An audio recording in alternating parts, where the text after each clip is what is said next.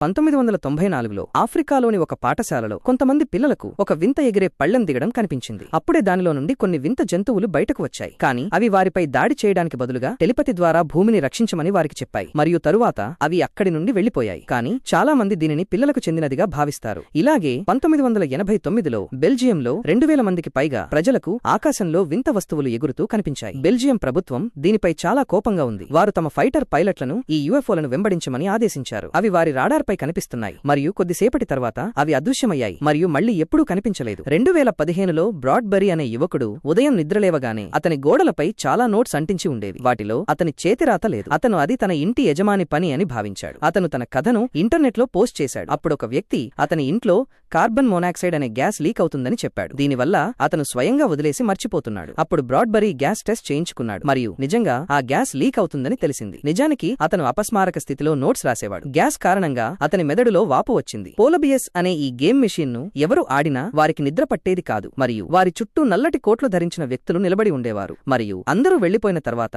అతనితో ఆడేవారు. కానీ తరువాత కట్ అనే వ్యక్తి తన న్యూస్ వెబ్సైట్ ను ప్రచారం చేసుకోవడానికి ఈ వార్తను వ్యాప్తి చేశాడని తెలిసింది.